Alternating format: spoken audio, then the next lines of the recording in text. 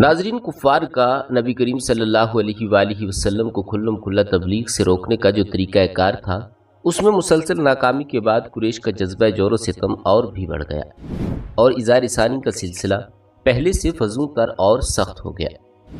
انہی دنوں قریش کے سرکشوں کے دماغ میں رسول اللہ صلی اللہ علیہ وآلہ وسلم کے خاتمے کی ایک تجویز ابھری، لیکن یہی تجویز اور یہی سختیاں مکہ کے جانبازوں میں سے دو جانبازوں یعنی حضرت حمزہ بن عبد المطلب رضی اللہ تعالیٰ عنہ اور حضرت عمر بن خطاب رضی اللہ تعالیٰ عنہ کی اسلام لانے اور ان کے ذریعے اسلام کو تقویت پہنچانے کا سبب بن گئی۔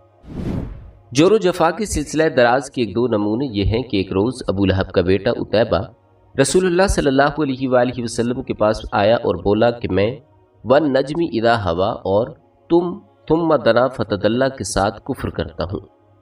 اس کے بعد وہ آپ صلی اللہ علیہ وآلہ وسلم پر اظہار ثانی کے ساتھ مسلط ہو گیا۔ آپ صلی اللہ علیہ وآلہ وسلم کا کرتا پھاڑ دیا اور آپ صلی اللہ علیہ وآلہ وسلم کے چہرے پر نعوذ باللہ تھوک دیا۔ اگرچہ تھوک آپ صلی اللہ علیہ وآلہ وسلم پر نہ پڑا، لیکن اسی موقع پر آپ صلی اللہ علیہ وآلہ وسلم نے بد دعا کی کہ اے اللہ، اس پر اپنے کتوں میں سے کوئی کتا مسلط کر دے۔ نبی کریم صلی اللہ علیہ وآلہ وسلم کی یہ دعا قبول ہوئی۔ چنانچہ عتیبہ ایک بار قریش کے کچھ لوگوں کے ہمراہ سفر میں گیا۔ جب انہوں نے ملک شام کے مقام زرقاء میں پڑاؤ ڈالا تو رات کے وقت شیر نے ان کے گرد چکر لگایا۔ عتیبہ نے دیکھتے ہی کہا کہ ہائے میری تباہی، یہ خدا کی قسم مجھے کھا جائے گا، جیسا کہ محمد صلی اللہ علیہ وآلہ وسلم نے مجھ پر بددعا کی ہے۔ دیکھو میں شام میں ہوں، لیکن اس نے مکہ میں رہتے ہوئے مجھے مار ڈالا۔ احتیاطاً لوگوں نے عتیبہ کو اپنے اور جانوروں کے گھیرے کے بیچ سلا دیا، لیکن رات کو شیر سب کو پھلانگتا ہوا سیدھا عتیبہ کے پاس پہنچا اور سر پکڑ کر اس کو ذبح کر ڈالا۔ ناظرین، ایک بار عقبہ بن ابی معیط نے رسول اللہ صلی اللہ علیہ وآلہ وسلم کی گردن حالت سجدہ میں اس قدر زور سے روندی کہ معلوم ہوتا تھا کہ دونوں آنکھیں نکل آئی ہیں۔ ابن اسحاق کی ایک طویل روایت سے بھی قریش کے سرکشوں کے اس ارادے پر روشنی پڑتی ہے کہ وہ نبی کریم صلی اللہ علیہ وآلہ وسلم کے خاتمے کے چکر میں تھے۔ چنانچہ اس روایت میں بیان کیا گیا ہے کہ ایک بار ابو جہل نے کہا کہ برادران قریش، آپ دیکھتے ہیں کہ محمد ہمارے دین کی عیب چینی، ہمارے آباء و اجداد کی بدگوئی، ہماری عقلوں کی تخفیف اور ہمارے معبودوں کی تذلیل سے باز نہیں آتا۔ اس لیے میں اللہ سے عہد کر رہا ہوں کہ ایک بہت بھاری اور بمشکل اٹھنے والا پتھر لے کر بیٹھوں گا، اور جب وہ سجدہ کرے گا تو اسے اسی پتھر سے کچل دوں گا۔ اب اس کے بعد چاہے تم لوگ مجھے بے یار و مددگار چھوڑ دو، چاہے میری حفاظت کرو یا نہ کرو، اور بنو عبد مناف بھی اس کے بعد جو جی چاہیں کرے۔ لوگوں نے کہا کہ نہیں واللہ، ہم تمہیں کبھی کسی معاملے میں بے یار و مددگار نہیں چھوڑ سکتے، تم جو کرنا چاہتے ہو کر گزرو۔ صبح ہوئی تو ابو جہل ویسا ایک پتھر لے کر رسول اللہ صلی اللہ علیہ وآلہ وسلم کے انتظار میں بیٹھ گیا۔ رسول اللہ صلی اللہ علیہ وآلہ وسلم حسب دستور تشریف لائے اور کھڑے ہو کر نماز پڑھنے لگے۔ قریش بھی اپنی مجلسوں میں آ چکے تھے اور ابو جہل کی کارروائی دیکھنے کے منتظر تھے۔ جب رسول اللہ صلی اللہ علیہ وآلہ وسلم سجدے میں تشریف لے گئے تو ابو جہل نے پتھر اٹھایا، پھر آپ صلی اللہ علیہ وآلہ وسلم کی جانب بڑھا، لیکن جب قریب پہنچا تو شکست خوردہ حالت میں واپس بھاگا۔ اس کا رنگ اڑا ہوا تھا اور وہ اس قدر مرغوب تھا کہ اس کے دونوں ہاتھ پتھر سے چپک کر رہ گئی۔ وہ بمشکل ہاتھ سے پتھر پھینک سکا۔ ادھر قریش کے کچھ لوگ اٹھ کر اس کے پاس آئے اور کہنے لگے کہ ابو الحکم، تمہیں کیا ہو گیا ہے؟ اس نے کہا کہ میں نے رات جو بات کہی تھی وہی کرنے جا رہا تھا، لیکن میں جب اس کے قریب پہنچا تو ایک اونٹ آڑے آ گیا۔ باخدا میں نے کبھی کسی اونٹ کی ویسی کھوپڑی، ویسی گردن اور ویسے دانت دیکھے نہیں، وہ مجھے کھا جانا چاہتا تھا۔ ابن اسحاق کہتے ہیں کہ مجھے بتایا گیا کہ رسول اللہ صلی اللہ علیہ وآلہ وسلم نے فرمایا کہ یہ جبرائیل علیہ السلام تھے، اگر ابو جہل قریب آتا تو اسے دھڑ سے پکڑ لیتے۔ اس کے بعد ابو جہل نے رسول اللہ صلی اللہ علیہ وآلہ وسلم کے خلاف ایک ایسی حرکت کی جو حضرت حمزہ رضی اللہ تعالیٰ عنہ کے اسلام لانے کا سبب بن گئی۔ ناظرین، جہاں تک قریش کے دوسرے بدمعاشوں کا تعلق ہے تو ان کے دلوں میں بھی نبی کریم صلی اللہ علیہ وآلہ وسلم کے خاتمے کا خیال برابر پک رہا تھا۔ چنانچہ حضرت عبداللہ بن عمرو بن العاص رضی اللہ تعالیٰ عنہ سے ابن اسحاق نے ان کا یہ بیان نقل کیا ہے کہ ایک بار مشرکین حتیم میں جمع تھے، میں بھی وہاں موجود تھا۔ مشرکین نے رسول اللہ صلی اللہ علیہ وآلہ وسلم کا ذکر چھیڑا اور کہنے لگے کہ اس شخص کے معاملے میں ہم نے جیسا صبر کیا ہے اس کی مثال نہیں۔ در حقیقت ہم نے اس کے معاملے میں بہت ہی بڑی بات پر صبر کیا ہے۔ یہ گفتگو چل رہی تھی کہ رسول اللہ صلی اللہ علیہ وآلہ وسلم نمودار ہو گئے۔ آپ صلی اللہ علیہ وآلہ وسلم نے تشریف لا کر پہلے حجر اسود کو چوما، پھر طواف کرتے ہوئے مشرکین کے پاس سے گزرے۔ انہوں نے کچھ طعنہ زنی کی جس کا اثر آپ صلی اللہ علیہ وآلہ وسلم کے چہرے پر دکھا۔ اس کے بعد جب دوبارہ آپ صلی اللہ علیہ وآلہ وسلم کا گزر ہوا تو مشرکین نے پھر اسی طرح کی لعن طعن کی۔ آپ فرماتے ہیں کہ میں نے بھی اس کا اثر آپ صلی اللہ علیہ وآلہ وسلم کے چہرے پر دیکھا۔ اس کے بعد آپ صلی اللہ علیہ وآلہ وسلم سہ بارہ گزرے تو مشرکین نے پھر آپ پر لعن طعن کی۔ اب کی بار آپ صلی اللہ علیہ وآلہ وسلم ٹھہر گئے اور فرمایا کہ قریش کے لوگوں سن رہے ہو، اس ذات کی قسم جس کے ہاتھ پہ میری جان ہے، میں تمہارے پاس تمہارے قتل و ذبح کا حکم لے کر آیا ہوں۔ آپ صلی اللہ علیہ وآلہ وسلم کی اس ارشاد کو لوگوں نے پکڑ لیا۔ ان پر ایسا سختہ طاری ہوا کہ گویا ہر آدمی کے سر پر چڑیا ہے، یہاں تک کہ جو آپ صلی اللہ علیہ وآلہ وسلم پر سب سے زیادہ سخت تھا، وہ بھی بہتر سے بہتر لفظ جو پا سکتا تھا اس کے ذریعے آپ صلی اللہ علیہ وآلہ وسلم سے طلبگار رحمت ہوتے ہوئے کہنے لگا کہ ابو القاسم واپس جائیے، خدا کی قسم آپ صلی اللہ علیہ وآلہ وسلم کبھی بھی نادان نہ تھے۔ ناظرین، دوسرے دن قریش پھر اسی طرح جمع ہو کر آپ صلی اللہ علیہ وآلہ وسلم کا ذکر کر رہے تھے کہ آپ صلی اللہ علیہ وآلہ وسلم نمودار ہوئے۔ دیکھتے ہی دیکھتے سب یک جان ہو کر ایک آدمی کی طرح آپ صلی اللہ علیہ وآلہ وسلم پر چل پڑے اور آپ صلی اللہ علیہ وآلہ وسلم کو گھیر لیا۔ پھر میں نے ایک آدمی کو دیکھا کہ اس نے گلے کے پاس سے آپ صلی اللہ علیہ وآلہ وسلم کی چادر پکڑ لی اور بل دینے لگا۔ ابو بکر رضی اللہ تعالیٰ عنہ آپ صلی اللہ علیہ وآلہ وسلم کے بچاؤ میں لگ گئے۔ وہ روتے جاتے تھے اور کہتے جاتے تھے کہ کیا تم لوگ ایک ایسے آدمی کو اس لیے قتل کر رہے ہو کیونکہ وہ کہتا ہے کہ میرا رب اللہ ہے؟ اس کے بعد وہ لوگ آپ صلی اللہ علیہ وآلہ وسلم کو چھوڑ کر پلٹ گئے۔ عبداللہ بن عمر بن العاص رضی اللہ تعالیٰ عنہ کہتے ہیں کہ یہ سب سے سخت ترین ایذا رسانی تھی جو میں نے قریش کو کبھی کرتے ہوئے دیکھی تھی۔ ناظرین، صحیح بخاری میں حضرت عروہ بن زبیر رضی اللہ تعالیٰ عنہ سے ان کا بیان مروی ہے کہ میں نے عبداللہ بن عمر بن العاص رضی اللہ تعالیٰ عنہ سے سوال کیا کہ مشرکین نے نبی کریم صلی اللہ علیہ وآلہ وسلم کے ساتھ جو سب سے بدترین اور سخت ترین بدسلوکی کی، آپ مجھے اس کی تفصیل بتائیے۔ انہوں نے کہا کہ نبی کریم صلی اللہ علیہ وآلہ وسلم خانہ کعبہ کے پاس حتیم میں نماز پڑھ رہے تھے کہ عقبہ بن ابی معیط آ گیا۔ اس نے آتے ہی اپنا کپڑا آپ صلی اللہ علیہ وآلہ وسلم کی گردن میں ڈال کر نہایت سختی کے ساتھ آپ کا گلا گھونٹا۔ اتنے میں ابو بکر رضی اللہ تعالیٰ عنہ آ پہنچے اور انہوں نے اس کے دونوں کندھوں کو پکڑ کر دھکا دیا اور اسے نبی کریم صلی اللہ علیہ وآلہ وسلم سے دور کرتے ہوئے فرمایا کہ تم لوگ ایک ایسے آدمی کو اس لیے قتل کرنا چاہتے ہو کہ وہ کہتا ہے کہ میرا رب اللہ ہے۔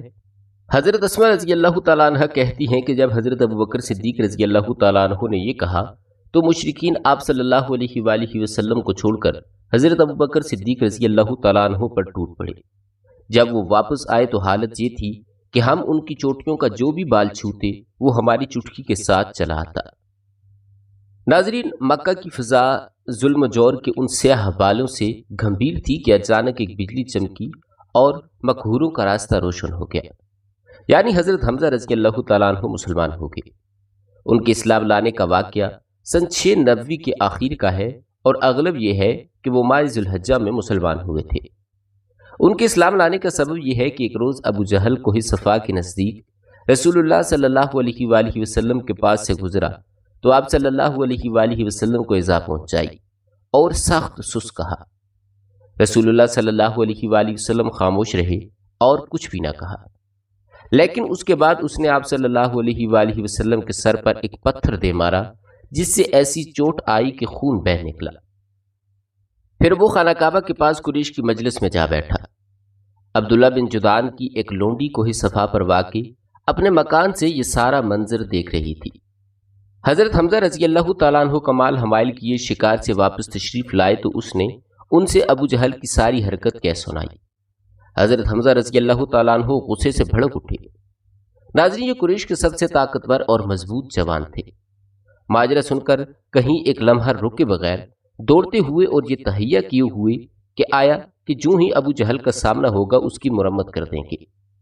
چنانچہ مسجد حرام میں داخل ہو کر سیدھے اس کے سر پر جا کھڑے ہوئے اور بولے، او بزدل، تو میرے بھتیجے کو گالی دیتا ہے، حالانکہ میں بھی اسی کے دین پر ہوں۔ اس کے بعد کمان سے اس قدر زور سے اس کے سر پر مارا کہ اس کے سر سے خون کا فوارہ نکل پڑا۔ اس پر ابو جہل کے قبیلے بنو مخزوم اور حمزہ رضی اللہ تعالیٰ عنہ کے قبیلے بنو ہاشم کے لوگ ایک دوسرے کے خلاف بھڑک اٹھے، لیکن ابو جہل نے یہ کہہ کر انہیں خاموش کر دیا کہ ابو عمارہ کو جانے دو، میں نے واقعی ہی اس کے بھتیجے کو بہت بری گالی دی تھی۔ ناظرین، ابتداً حضرت حمزہ رضی اللہ تعالیٰ عنہ کا اسلام محض اس حمیت کے طور پر تھا کہ ان کے عزیز کی توہین کیوں کی گئی، لیکن پھر اللہ تعالیٰ نے ان کا سینہ کھول دیا اور انہوں نے اسلام کا کڑا مضبوطی سے تھام لیا اور مسلمانوں نے ان کی وجہ سے بڑی عزت و قوت محسوس کی۔ ناظرین، ظلم و طغیان کے سیاہ بادلوں کی اسی گمبھیر فضا میں ایک اور برکتاباں کا جلوہ نمودار ہوا جس کی چمک پہلے سے زیادہ خیرہ کن تھی، یعنی حضرت عمر رضی اللہ تعالیٰ عنہ مسلمان ہو گئے۔ ان کے اسلام لانے کا واقعہ سن 690 کا ہے۔ وہ حضرت حمزہ رضی اللہ تعالیٰ عنہ کے صرف 3 دن بعد مسلمان ہوئے تھے اور نبی کریم صلی اللہ علیہ وآلہ وسلم نے ان کے اسلام لانے کے لیے دعا کی تھی۔ چنانچہ امام ترمذی رحمہ اللہ نے ابن عمر رضی اللہ تعالیٰ عنہ سے روایت کیا ہے اور اسے صحیح بھی قرار دیا ہے، اور اسی طرح طبرانی نے حضرت ابن مسعود رضی اللہ تعالیٰ عنہ اور حضرت انس رضی اللہ تعالیٰ عنہ سے روایت کی ہے کہ نبی کریم صلی اللہ علیہ وآلہ وسلم نے ارشاد فرمایا کہ اے اللہ، عمر بن خطاب اور ابو جہل بن ہشام میں سے جو شخص تیرے نزدیک زیادہ محبوب ہے اس کے ذریعے سے اسلام کو قوت پہنچا۔ اللہ تعالیٰ نے یہ دعا قبول فرمائی اور حضرت عمر رضی اللہ تعالیٰ عنہ مسلمان ہو گئے۔ اللہ کے نزدیک ان دونوں میں سے زیادہ محبوب حضرت عمر رضی اللہ تعالیٰ عنہ نکلے۔ حضرت عمر فاروق رضی اللہ تعالیٰ عنہ کی اسلام لانے سے متعلق جملہ روایات پر مجموعی نظر ڈالنے سے یہ واضح ہوتا ہے کہ ان کے دل میں اسلام رفتہ رفتہ جاگوزی ہوا۔ مناسب معلوم ہوتا ہے کہ ان روایات کا خلاصہ پیش کرنے سے پہلے حضرت عمر فاروق رضی اللہ تعالیٰ عنہ کی مزاج اور جذبات و احساسات کی طرف بھی مختصراً اشارہ کر دیا جائے۔ ناظرین، حضرت عمر رضی اللہ تعالیٰ عنہ اپنی تند مزاجی اور سخت گوئی کے لیے مشہور تھے۔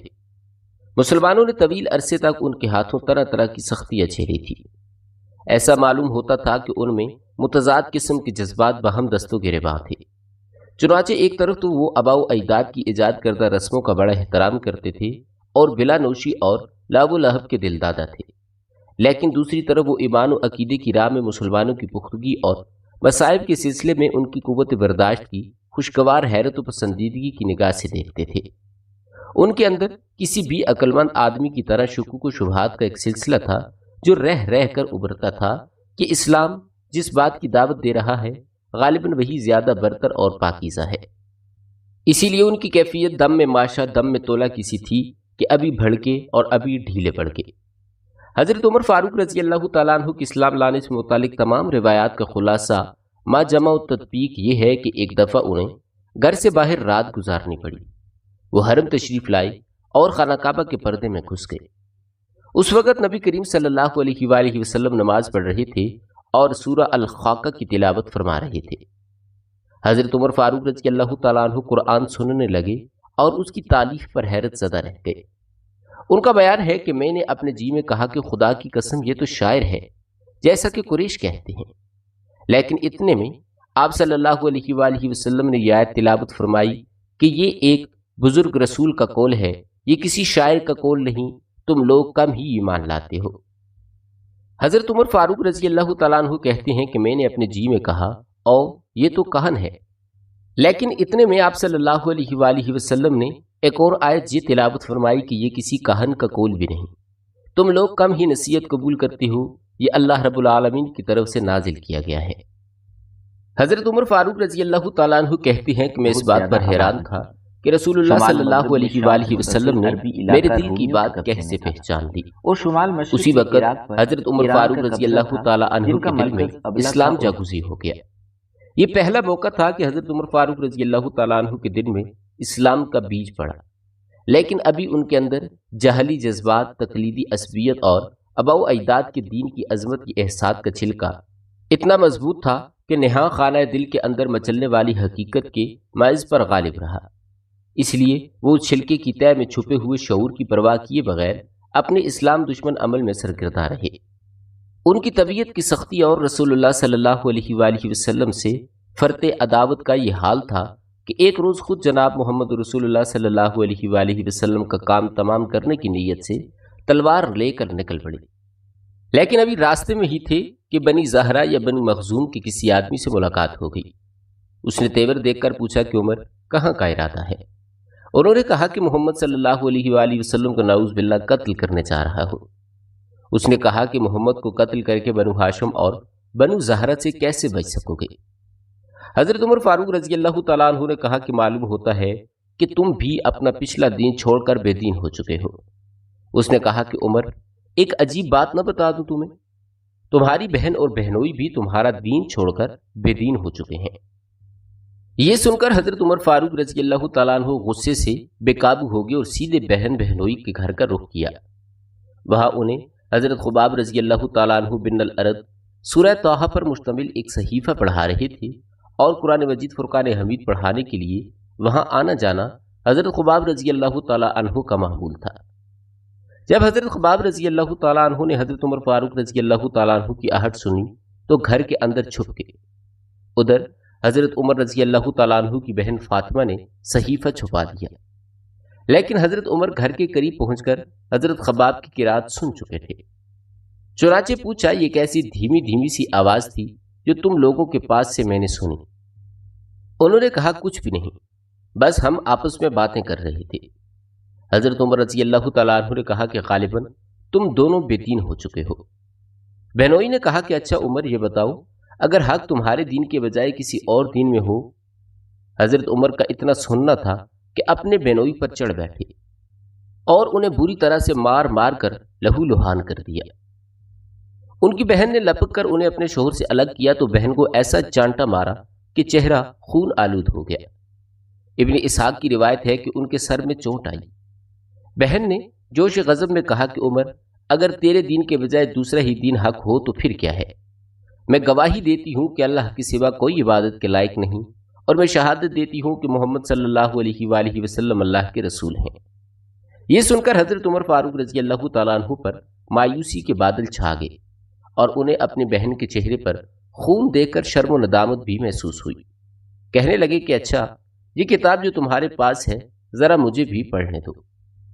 بہن نے کہا کہ نہیں، تم ناپاک ہو، اس کتاب کو صرف پاک لوگ ہی چھو سکتے ہیں، اٹھو غسل کرو۔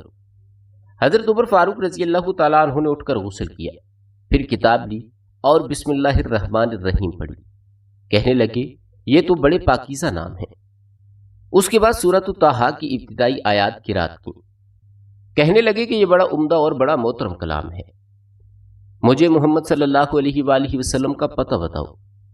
حضرت خباب رضی اللہ تعالیٰ عنہ حضرت عمر فاروق رضی اللہ تعالیٰ عنہ کی یہ فکر سن کر اندر سے باہر آ گئے۔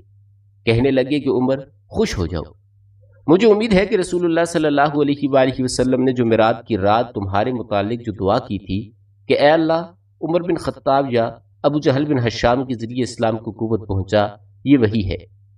اور اس وقت رسول اللہ صلی اللہ علیہ وآلہ وسلم کوہ صفا کے پاس والے مکان میں تشریف فرما ہے۔ یہ سن کر حضرت عمر فاروق رضی اللہ تعالیٰ عنہ نے اپنی تلوار لی اور اس گھر کے پاس پہنچ کر دروازے پر دستک دی۔ ایک آدمی نے اٹھ کر دروازے کی دراز سے جھانکا تو دیکھا کہ عمر تلوار لیے موجود ہیں۔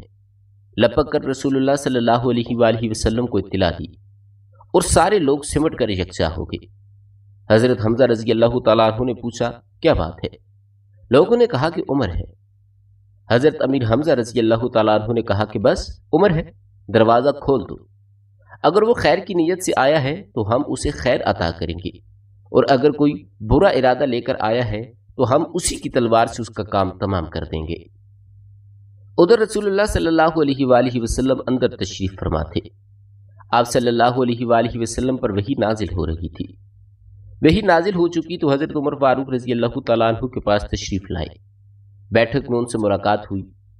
آپ صلی اللہ علیہ وآلہ وسلم نے ان کے کپڑے اور تلوار کا پرتلا سمیٹ کر پکڑا اور سختی سے جھٹکتے ہوئے فرمایا کہ عمر کیا تم اس وقت تک باز نہیں آؤ گے جب تک اللہ تعالیٰ تم پر بھی ویسی ہی ذلت و رسوائی اور عبرت ناک سزا نازل نہ فرما دے جیسے ولید بن مغیرہ پر نازل ہو چکی ہے؟ یا اللہ یہ عمر بن خطاب ہے، یا اللہ اسلام کو عمر بن خطاب کے ذریعے سے قوت و عزت عطا فرما۔ ناظرین، آپ صلی اللہ علیہ وآلہ وسلم کے اس ارشاد کے بعد حضرت عمر فاروق رضی اللہ تعالیٰ عنہ نے ہلکا بگوش اسلام ہوتے ہوئے کہا کہ میں گواہی دیتا ہوں کہ یقیناً اللہ کے سوا کوئی لائق عبادت نہیں، اور یقیناً آپ صلی اللہ علیہ وآلہ وسلم اللہ کے رسول ہیں۔ ناظرین، یہ سن کر گھر کے اندر موجود صحابہ نے اس قدر زور سے تکبیر کہی کہ مسجد حرام والوں کو سنائی پڑی۔ ناظرین کرام، جیسا کہ آپ جانتے ہیں کہ حضرت عمر فاروق رضی اللہ تعالیٰ عنہ کی زورآوری کا یہ حال تھا کہ کوئی ان سے مقابلے کی جرت نہ کرتا، اس لیے ان کے مسلمان ہو جانے سے مشرکین میں کوہرام مچ گیا اور انہیں بڑی ذلت و رسوائی محسوس ہوئی۔ دوسری طرف ان کے اسلام لانے سے مسلمانوں کو بڑی عزت و قوت، شرف و اعزاز اور مسرت و شادمانی حاصل ہوئی۔ چنانچہ ابن اسحاق نے اپنی سند سے حضرت عمر فاروق رضی اللہ تعالیٰ عنہ کا بیان روایت کیا ہے کہ جب میں مسلمان ہوا تو میں نے سوچا کہ مکے کا کون شخص رسول اللہ صلی اللہ علیہ وآلہ وسلم کا سب سے بڑا اور سخت ترین دشمن ہے۔ پھر میں نے جی میں کہا یہ ابو جہل ہے۔ اس کے بعد میں اس کے گھر گیا اور جا کر اس کے گھر کا دروازہ کھٹکھٹایا۔ وہ باہر آیا اور دیکھ کر بولا کہ اہلا و سہلا مرحبا، یعنی خوش آمدید، کیسے آنا ہوا؟ میں نے کہا تمہیں یہ بتانے آیا ہوں کہ میں اللہ اور اس کے رسول صلی اللہ علیہ وآلہ وسلم پر ایمان لا چکا ہوں، اور جو کچھ وہ لے کر آئے ہیں میں اس کی تصدیق کر چکا ہوں۔ حضرت عمر فاروق رضی اللہ تعالیٰ عنہ کا یہ بیان سنتے ہی اس نے میرے رخ پر دروازہ بند کر دیا اور بولا کہ اللہ تیرا برا کرے، اور جو کچھ تو لے کر آیا ہے اس کا بھی برا ہو۔ ناظرین، امام ابن جوزی نے حضرت عمر فاروق رضی اللہ تعالیٰ عنہ سے روایت نقل کی ہے کہ جب کوئی شخص مسلمان ہو جاتا تو لوگ اس کے پیچھے پڑ جاتے، اسے زد و کوب کرتے اور وہ بھی انہیں مارتے۔ اس لیے جب میں مسلمان ہوا تو اپنے ماموں عاصی بن ہاشم کے پاس گیا اور اسے خبر دی۔ وہ گھر کے اندر گھس گیا، پھر قریش کے ایک بڑے آدمی کے پاس گیا، شاید ابو جہل کی طرف اشارہ تھا، اور اسے خبر دی، وہ بھی گھر کے اندر گھس گیا۔ ابن حشام اور ابن جوزی کا بیان ہے کہ جب حضرت عمر فاروق رضی اللہ تعالیٰ عنہ مسلمان ہوئے تو جمیل بن معمر کے پاس گئے۔ یہ شخص کسی بات کا ڈھول پیٹنے میں پورے قریش کے اندر سب سے زیادہ ممتاز تھا۔ حضرت عمر فاروق رضی اللہ تعالیٰ عنہ نے اسے بتایا کہ وہ مسلمان ہو گئے ہیں۔ اس نے سنتے ہی نہایت بلند آواز سے چیخ کر کہا کہ خطاب کا بیٹا بے دین ہو گیا ہے۔ حضرت عمر فاروق رضی اللہ تعالیٰ عنہ اس کے پیچھے ہی تھے، بولے یہ جھوٹ کہتا ہے، میں مسلمان ہو گیا ہوں۔ بہرحال لوگ حضرت عمر فاروق رضی اللہ تعالیٰ عنہ پر ٹوٹ پڑے اور مار پیٹ شروع کر دی۔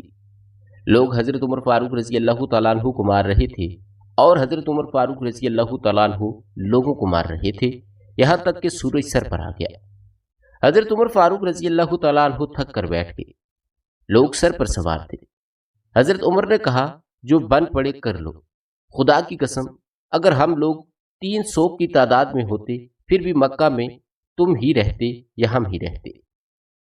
اس کے بعد مشرکین نے اس ارادے سے حضرت عمر فاروق رضی اللہ تعالیٰ عنہ کے گھر پر حلہ بول دیا کہ انہیں جان سے مار ڈالیں۔ چنانچہ صحیح بخاری میں حضرت ابن عمر رضی اللہ تعالیٰ عنہ سے مروی ہے کہ حضرت عمر فاروق رضی اللہ تعالیٰ عنہ خوف کی حالت میں گھر کے اندر تھے کہ اس دوران ابو عمر بن العاص بن الوائل سہمی آ گیا۔ وہ دھاری دار یمنی چادر کا جوڑا اور ریشمی گوٹے سے آراستہ کرتا زیب تن کیے ہوئے تھا۔ اس کا تعلق قبیلہ سہم سے تھا اور یہ قبیلہ جاہلیت میں ہمارا حلیف تھا۔ اس نے پوچھا کیا بات ہے؟ حضرت عمر نے کہا میں مسلمان ہو گیا ہوں، اس لیے آپ کی قوم مجھے قتل کرنا چاہتی ہے۔ آس نے کہا یہ ممکن نہیں۔ آس کی یہ بات سن کر مجھے اطمینان ہو گیا۔ اس کے بعد آس وہاں سے نکلا اور لوگوں سے ملا۔ اس وقت حالت یہ تھی کہ لوگوں کی بھیڑ سے وادی کھچا کھچ بھری ہوئی تھی۔ آس نے پوچھا کہاں کا ارادہ ہے؟ لوگوں نے کہا یہی خطاب کا بیٹا مطلوب ہے جو بے دین ہو گیا ہے۔ آس نے کہا اس کی طرف کوئی راہ نہیں۔ یہ سنتے ہی لوگ واپس چلے گئے۔ حضرت عمر فاروق رضی اللہ تعالیٰ عنہ کے اسلام لانے پر یہ کیفیت تو مشرکین کی ہوئی تھی، باقی رہے مسلمان تو ان کے احوال کا اندازہ اس بات سے ہو سکتا ہے کہ مجاہد نے ابن عباس رضی اللہ تعالیٰ عنہ سے روایت کیا ہے کہ میں نے عمر بن خطاب رضی اللہ تعالیٰ عنہ سے دریافت کیا کہ کس وجہ سے آپ کا لقب فاروق پڑا، تو انہوں نے کہا مجھ سے 3 دن پہلے حضرت حمزہ رضی اللہ تعالیٰ عنہ مسلمان ہوئے۔ پھر حضرت عمر نے ان کے اسلام لانے کا واقعہ بیان کر کے اخیر میں کہا کہ پھر جب میں مسلمان ہوا تو میں نے کہا کہ اے اللہ کے رسول کیا ہم حق پر نہیں، خواہ زندہ رہیں خواہ مریں؟ آپ صلی اللہ علیہ وآلہ وسلم نے فرمایا کیوں نہیں؟ اس ذات کی قسم جس کے ہاتھ میں میری جان ہے تم لوگ حق پر ہو خواہ زندہ رہو خواہ موت سے دو چار ہو۔ حضرت عمر رضی اللہ تعالیٰ عنہ کہتے ہیں کہ تب میں نے کہا کہ پھر چھپنا کیسا؟ اس ذات کی قسم جس نے آپ کو حق کے ساتھ مبعوث فرمایا ہے، ہم ضرور باہر نکلیں گے۔ چنانچہ ہم دو صفوں میں آپ صلی اللہ علیہ وآلہ وسلم کو ہمراہ لے کر باہر آئے۔ ایک صف میں حمزہ تھے اور ایک میں تھا۔ ہمارے چلنے سے چکی کے آٹے کی طرح ہلکا ہلکا غبار اڑ رہا تھا، یہاں تک کہ ہم مسجد حرام میں داخل ہوئے۔ حضرت عمر رضی اللہ تعالیٰ عنہ کا بیان ہے کہ قریش نے مجھے اور حمزہ کو دیکھا تو ان کے دلوں پر ایسی چوٹ لگی کہ اب تک نہ لگی تھی۔ اسی دن رسول اللہ صلی اللہ علیہ وآلہ وسلم نے میرا لقب فاروق رکھ دیا۔ حضرت ابن مسعود رضی اللہ تعالیٰ عنہ کا ارشاد ہے کہ ہم خانہ کعبہ کے پاس نماز پڑھنے پر قادر نہ تھے یہاں تک کہ حضرت عمر نے اسلام قبول کر لیا۔ حضرت صہیب بن سنان رومی رضی اللہ تعالیٰ عنہ کا بیان ہے کہ حضرت عمر فاروق رضی اللہ تعالیٰ عنہ مسلمان ہوئے تو اسلام پردے سے باہر آیا، اس کی اعلانیہ دعوت دی گئی۔ ہم حلقے لگا کر بیت اللہ کے گرد بیٹھے، بیت اللہ کا طواف کیا، اور جس نے ہم پر سختی کی اس سے انتقام لیا اور اس کے بعض مظالم کا جواب بھی دیا۔ حضرت ابن مسعود رضی اللہ تعالیٰ عنہ کا بیان ہے کہ جب سے حضرت عمر فاروق رضی اللہ تعالیٰ عنہ نے اسلام قبول کیا تب سے ہم برابر طاقتور اور باعزت رہے۔ ناظرین گرامی، یہ تھی ہماری آج کی ویڈیو۔ امید کرتے ہیں کہ آپ کو ہماری یہ ویڈیو ضرور پسند آئی ہوگی۔ اسی طرح کی مزید ویڈیوز دیکھنے کے لیے ہمارے چینل کو سبسکرائب کریں۔ بہت جلد ایک نئی ویڈیو کے ساتھ ملتے ہیں، تب تک کے لیے اپنا خیال رکھیے گا۔ اللہ تعالیٰ آپ کا حامی و ناصر ہو۔